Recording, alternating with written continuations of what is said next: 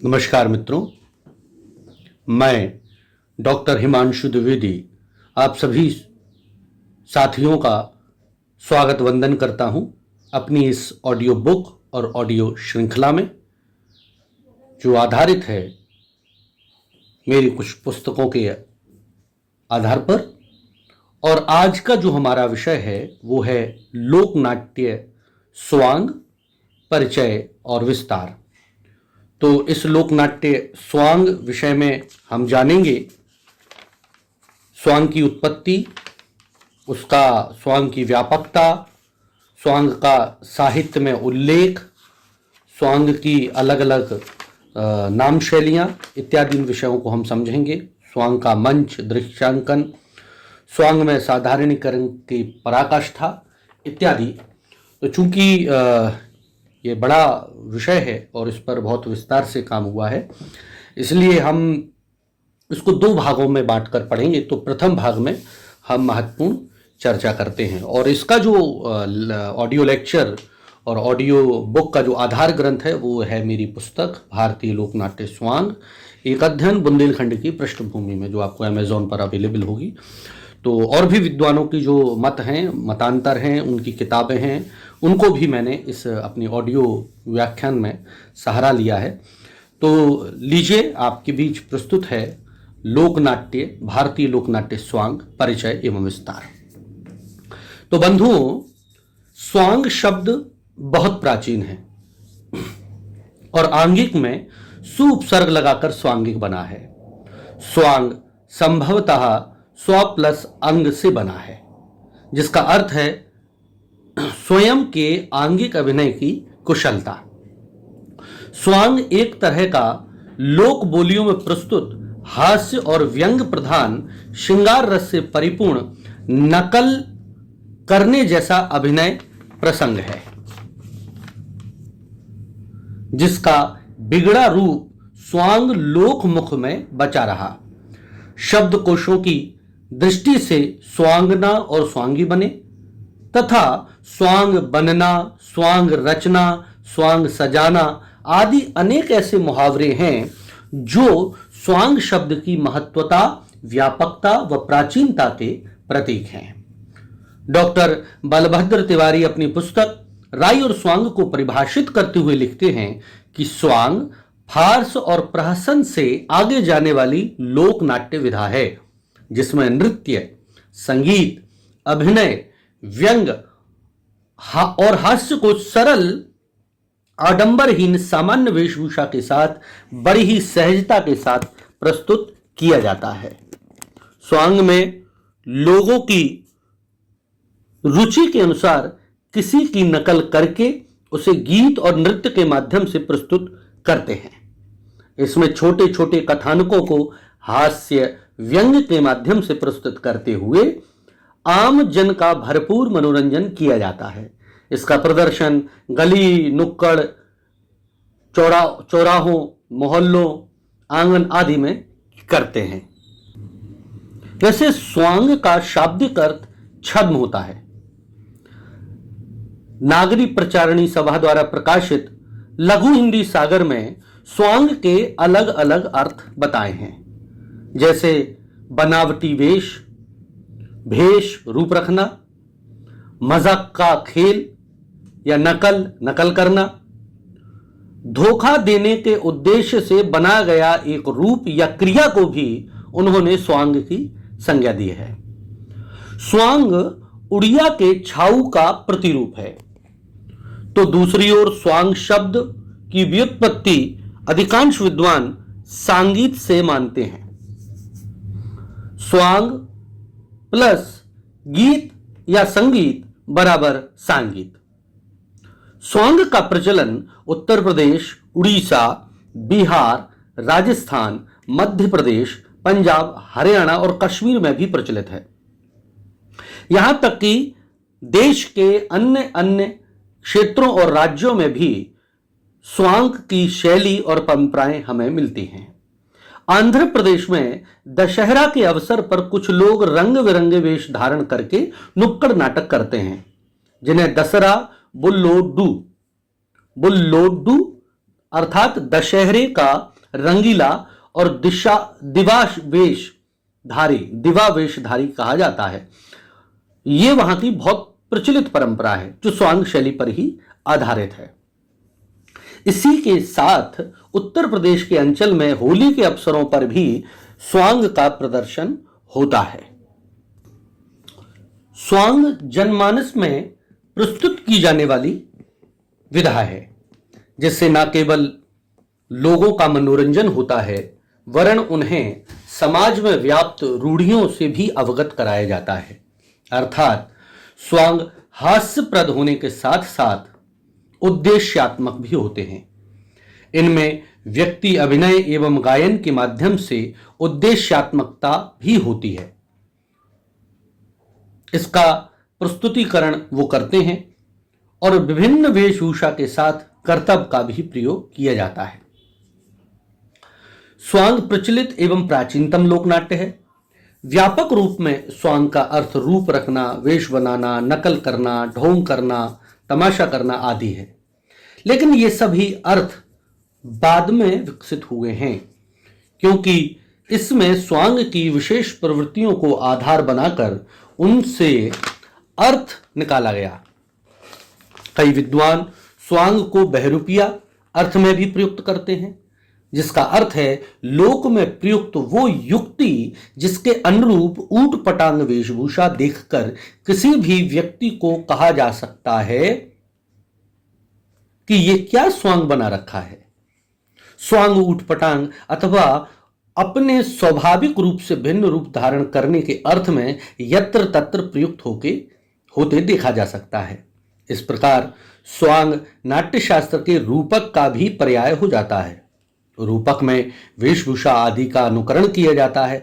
उसी प्रकार सांग अथवा स्वांग में भी वेशभूषा आदि के द्वारा पात्रों का अनुकरण स्वांग का प्रमुख विषय रहता है।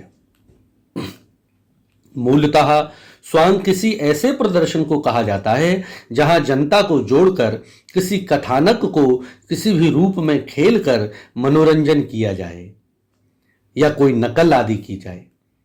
बाद में स्वांग शब्द लोकनाट्य के लिए प्रयुक्त होने लगे। अब किसी भी ऐसे लोकनाट्य को स्वांग कहा जाता है जिसमें कोई पात्र किसी अन्य व्यक्ति का रूप धारण करके प्रदर्शन करे। आज हम प्रत्येक मंचीय प्रदर्शन को नाटक कह सकते हैं। ठीक उसी अर्थ में लोक जीवन में प्रत्येक लोकनाट्य को स्वांग कहा जा सकता है। लेकिन लोकनाट्य के वे रूप जिनके साथ धार्मिकता जुड़ी है अवश्य स्वांग नहीं कहे जाएंगे, परंतु शेष लोकानुरंजन करने वाले और लौकिक कथानकों पर आधारित सभी लोकनाट्य स्वांग ही हैं। लोक रंगमंच के अभिनेताओं का रूप सज्जा कर लेने पर स्वांग ही कहा जाता है।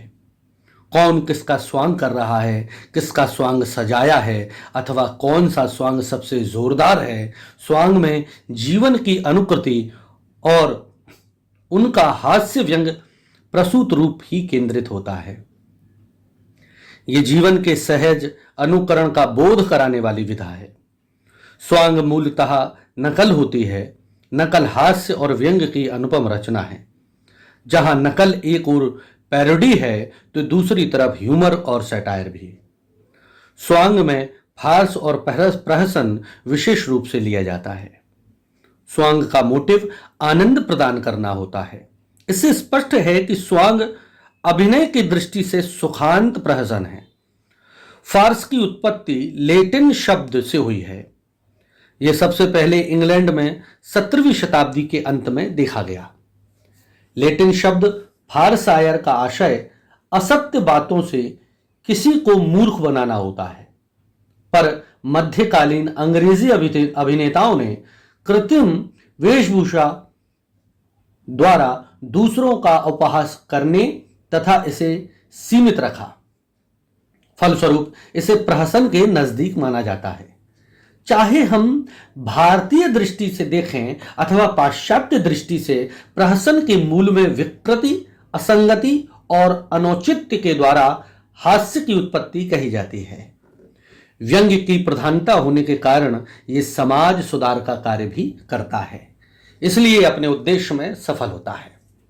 स्वांग निम्न वर्ग, मध्य वर्ग आदि से लेकर उच्च वर्ग का मनोरंजन करने में सक्षम है। ये नृत्य, संगीत, अभिनय, व्यंग, हास्य को सरल, आडंबरहीन, सामान्य वेशभूषा के साथ व्यक्त करता है। स्वांग फार्स और प्रहसन से आगे जाने वाली लोकनाट्य विधा है, जिसमें स्वांग प्रहसन की भांति जहां एक ओर गृहस्थ जीवन, पति पत्नी के झगड़े, बहु विवाह, अविवाहित जीवन, तलाक, बेमेल विवाह, सास ससुर ननंद जेठानी की कलह, मालिक नौकर के झगड़े आदि, सामाजिक जीवन जैसे शराबखोरी, जुआबाजी, वैश्यावृत्ति, छल कपट, ऊंच नीच के भेदभाव, रूढ़िवादिता, फैशन परस्ती, आडंबर, पाखंड और अहिंसा आदि इसके विषय होते हैं। आर्थिक जीवन में अगर बात करें तो मालिक मजदूर के झगड़े, धन का अहंकार, व्यापार आदि। राजनीतिक जीवन में पार्टीबाजी, स्वेच्छाचारिता, कूटनीति इत्यादि। व्यक्तिगत जीवन की अगर बात करें तो शारीरिक स्थूलता, भोजन प्रियता आदि इससे संबंधित होते हैं। किसी भी रूप को अपने में आरोपित करके उसका प्रतिरूप प्रस्तुत करने की क्रिया को स्वांग कहते हैं। अतः स्पष्ट है कि अनुकरण विवेकपूर्ण होना चाहिए। कभी कभी ऐसा होता है कि मूल अनुकरण में अंतर करना मुश्किल हो जाता है। चार्ली चैपलिन विश्व के सबसे बड़े कॉमेडियन माने जाते हैं। एक बार एक प्रतियोगिता रखी गई, अनेक अभिनेताओं ने इसमें भाग लिया। चैपलिन ने भी प्रतियोगिता में चले गए, परंतु सर्वाधिक अचरज की बात यह थी कि चैपलिन स्वयं के अभिनय में द्वितीय स्थान पर रहे। इनका अभिनय करने वाला दूसरा कलाकार, उसने प्रथम स्थान प्राप्त किया। अर्थात ये सिद्ध करता है कि स्वांगीय यदि किसी का अनुकरण करते हैं तो वह मूल से कहीं ज्यादा अच्छा होता है। वर्तमान में स्वांग के कई रूप प्रचलित हैं। आधुनिक स्वांग व नाटकों में गद्य का प्रवेश स्पष्ट रूप से साहित्यिक नाटकों का प्रभाव है। स्वांग के अलावा ग्रामीण जनों में होली के समय भांड नामक नाटक के द्वारा मनोविनोद किया जाता था। विद्वानों के मतानुसार भांड रूपक भांड का ही रूपांतर है। इसमें एक पात्रीय अभिनय होता है। इसका विषय प्रायः श्रृंगार और हास्यरस प्रधान होता है।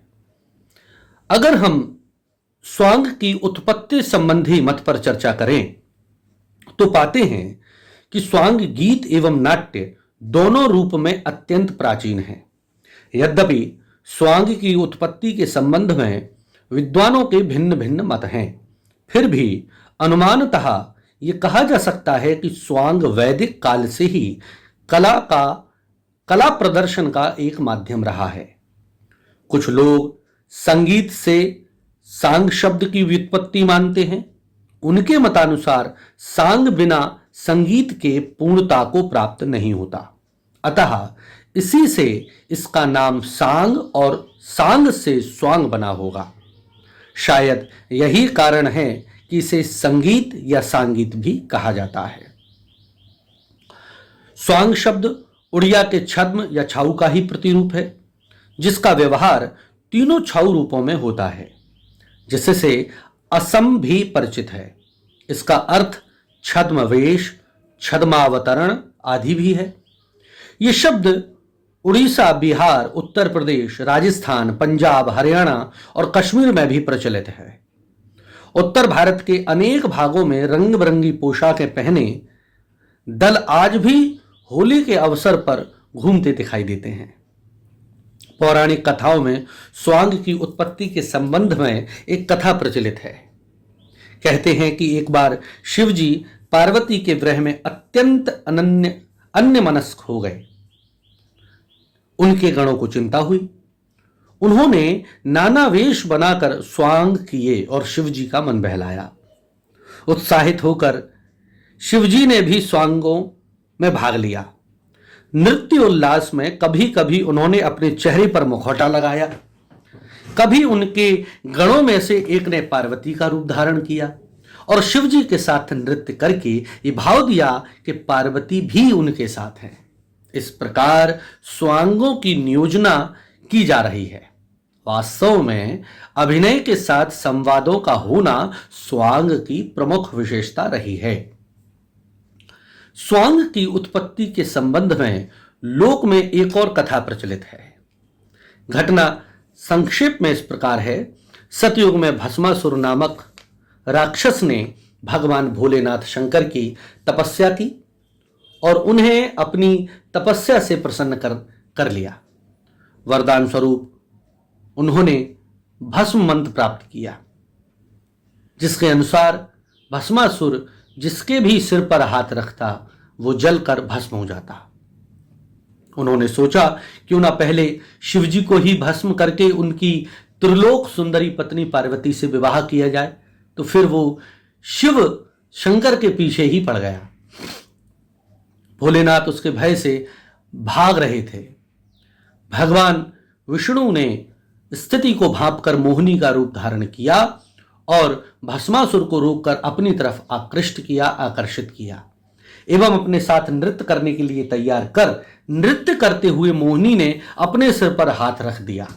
फलस्वरूप उसने भी अपने सिर पर हाथ रखा और वो भस्म हो गया, क्योंकि उसने वरदान प्राप्त किया था कि वो जिसके सिर पर हाथ रखेगा वो भस्म हो जाएगा। तब विभिन्न देवी देवताओं ने प्रकट होकर विष्णु भगवान का आभार प्रकट किया। कुछ देवताओं ने कहा कि हे भगवान, आपने कितना अद्भुत स्वांग की रचना की है। त्रेता युग या रामायण काल में भी हनुमान जब भगवान राम की जानकारी प्राप्त करने जाते हैं तो ब्राह्मण का कपट वेश धारण करते हैं। मर्यादा पुरुषोत्तम की परीक्षा लेने सती देवी माता सीता का छद्म रूप ग्रहण करके जाती हैं। अरण्य कांड में राम के वन जीवन का वर्णन है। दंडक वन में दंडकारण्य में गोदावरी नदी के तट पर उनका आश्रम था, जिसमें राक्षसी सुपर्णखा अपना रूप बदल कर आती है। मारीच भी स्वर्ण मृग का रूप धारण करता है। रावण ने भी सीता हरण के लिए एक साधु का रूप बनाया। ऐसे अनेक छोटे बड़े वृतांत हैं जो सभी स्वांग के सूत्र हैं। द्वापर युग में भी भगवान कृष्ण ने बाल्यकाल से युवा काल तक अनेकानेक स्वांग किए। कभी द्रौपदी के सेवक बनकर कौरवों को शिविर में पितामह भीष्म से वरदान लेने जाते, तो कभी गोपियों के मध्य गोपी बनकर उन्हें छकाते। उन्हें तो स्वांग बहरूपिया भी कहा जाता है। कालांतर में त्रेता युग एवं द्वापर युग में स्वांग का बीज जनमानस में गहराई से पनपा और मनोरंजन का साधन बना। अर्थात हम कह सकते हैं कि किसी भी छद्म वेश को धारण करना, नकल करना, अनुकरण करना ही स्वांग है। डॉक्टर दशरथ चंद्र ओझा का मानना है कि मध्यकाल में सादुल्ला नामक एक प्रसिद्ध लोक कवि हरियाणा में उत्पन्न हुए हैं। जिस प्रकार 12वीं 13वीं शताब्दी में अब्दुल रहमान कवि ने अपभ्रंश में संदेश रासक की रचना की, उसी प्रकार सादुल्ला नामक कवि ने गीतों और लोक नाट्यों की परंपरा उत्तरोत्तर विकसित होती गई। उसकी मान्यता है कि हिंदी भाषा में स्वांग से प्राचीनतर नाटक और नहीं है। स्वांग से पूर्व नकल की परंपरा जो चिरकाल से प्रचलित थी, उसका विधिवत आरंभ भी सन 1730 के लगभग कृष्णलाल भाट द्वारा दिया जाना निश्चित है। इससे पूर्व यह कहना कि वेश्याओं द्वारा उसका प्रदर्शन आवश्यक किया जाता था, परंतु सबल परंपरा के रूप में सामने नहीं आया है। दूसरे, वो प्रदर्शन केवल मात्र स्त्रियों द्वारा किया जाता था, जबकि पुरुष द्वारा स्त्री पात्रों का भी अभिनय किए जाने का स्वांग वर्तमान रूप कृष्णलाल भाट द्वारा आरंभ किया गया है। पंडित रामगरीब चौबे स्वांग की उत्पत्ति के संबंध में लिखते हैं कि अंबाराम नामक एक गुजराती ब्राह्मण सहारनपुर में निवास करते थे। सर्वप्रथम आधुनिक शैली में उन्होंने स्वांग के गानों की रचना की। उपलब्ध स्वांग साहित्य हाथरस और रोहतक की 2 शैलियों में लिखे जाने के कारण दो रूप मिलता है। सन 1819 के आसपास इनका अभिनय हुआ होगा। ग्रामीण इलाकों में ये बात बहुत प्रचलित है कि 19वीं शताब्दी के अंत में एक ही दीपचंदी नामक व्यक्ति एक प्रसिद्ध स्वांगी था। उसमें काव्य प्रतिभा एवं अभिनय कला संबंधी विशेष गुण थे। उसमें अश्लील एवं श्रृंगारी स्वांगों का बहिष्कार किया एवं वीर रसपूर्ण के प्रति उत्साह पैदा किया। दीपचंदी वीर रसपूर्ण स्वांगों की उसने रचना की। उसने अपने स्वांगों के माध्यम से लोगों में वीरता का उत्साह किया। इसी के साथ दीपचंदी की शिष्य परंपरा रोहतक में अभी भी चली आ रही है। प्रसाद ने भी स्वांग को प्राचीन राग काव्य एवं गीत नाट्य की स्मृति दिलाने वाला परंपराशील नाट्य कहा है। यह रंगमंच का गतिशील रूप है जो कहीं भी गली, नुक्कड़, चौराहे, चबूतरे आदि पर खेले जाते हैं। स्वांग एवं नौटंकी खेले जाने का क्रम कब से शुरू हुआ, इसे निश्चित रूप से कुछ नहीं कहा जा सकता, किंतु प्रसाद जी का कथन है कि मध्यकालीन धर्मांध आक्रमणों ने जब भारतीय रंगमंच के शिल्प का विनाश कर दिया तो रंग से विहीन कुछ अभिनय बच गए, जिन्हें हम पारसी स्टेजों से पहले भी देखते हैं। इनमें मुख्यतः नौटंकी और भाण ही थे। कपलावात्स्यायन जी ने अपने ग्रंथ पारंपरिक भारतीय रंगमंच अनंत धाराओं में ऐतिहासिक दृष्टि से इसकी उत्पत्ति 18वीं शताब्दी का अंतिम चरण या 19वीं शताब्दी का प्रारंभिक चरण माना है, क्योंकि इनके उद्गम का काल वही है जो ब्रिटिश साम्राज्य के आविर्भाव और भारत के उत्तरी, पश्चिमी और पूर्वी भागों की विभिन्न भाषाओं में घटित होने वाली गतिविधियों का है। कहा जा सकता है कि वर्तमान में जो परंपराशील नाट्य शैलियां प्रचलित हैं उनकी रूपरेखा 18वीं सदी या उसके पूर्व निर्धारित हो गई, लेकिन 19वीं सदी में एक लंबे समय तक शांति होने के कारण इन कलाकारों को प्रदर्शन के अनेक अवसर मिले। छोटे मोटे राज्यों में उनका संरक्षण एवं संवर्धन भी होने लगा। जमींदारी प्रथा के कारण एक ऐसा वर्ग पैदा हो गया जो नृत्य, संगीत, कलाओं में दिलचस्पी लेने लगा, किंतु साथ साथ पाश्चात्य संस्कृति के प्रभाव से 19वीं सदी के मध्य में क्षेत्रीय भाषाओं में नई नाट्य शैलियों के प्रयोग भी सामने आए। लखनऊ में इंद्र सभा का प्रयोग सांग, रासलीला पर पाश्चात्य ओपेरा शैली के आरोपण द्वारा किया गया। बंबई और कलकत्ता में पारसी थिएटर का सूत्रपात हुआ, किंतु इन सभी प्रयोगों की जड़ें परंपरागत नाट्य शैली से अलग हटी हुई नहीं थी।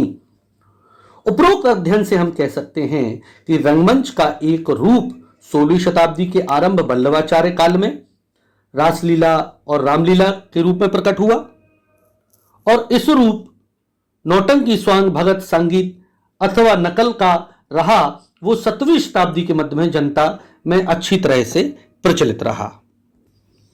यहां डॉक्टर तैयब हुसैन अपने शोध पत्र लोक नाट्य की सबल शैली नौटंकी में कहते हैं कि 19वीं शताब्दी के अंत में रामगरीब चौबे तथा दीपचंद ने एक तरह से स्वांग का पुनरुद्धार किया। स्वांग का मंचीय स्वरूप आज भी खुला मंच ही है। वहीं प्रख्यात विदुषी कपलावात्स्यायन कहती हैं कि स्वांग में जहां संवाद तीखे और गायन शैली में प्रांजल होती है, वहीं नाटकीय तत्व सीमित होता है। अर्थ की बहुस्तरीयता या कथानक और चरित्र के विकास में बहुत कम संभावना होती है। प्रस्तुति जब खुले मैदान में की जाती है तो नगाड़ा बजाकर इसकी सूचना दी जाती है। कथाएं लोकप्रिय गाथाओं से लेकर ऐतिहासिक घटनाओं तक पर आधारित होती हैं। सामाजिक व्यंग और तीखी आलोचना संवादों में गुथी होती है और प्रायः एक ही अभिनेता अनेक भूमिकाएं करता है।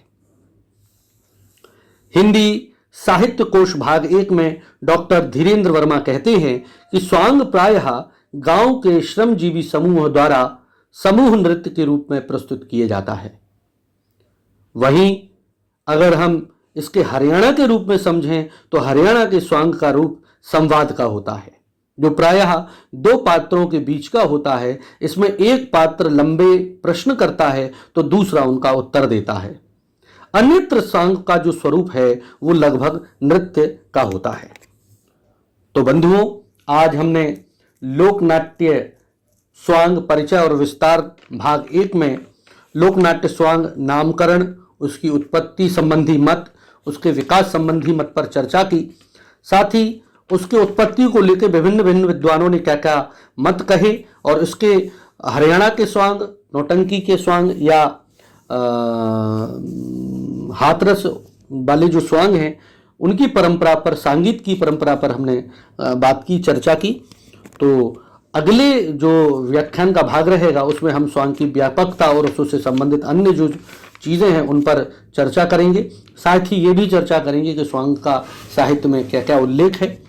तो बंधुओं, उम्मीद है आपको ये व्याख्यान आपके लिए लाभदायक होगा। आपने सुना उसके लिए बहुत बहुत धन्यवाद, बहुत बहुत शुक्रिया।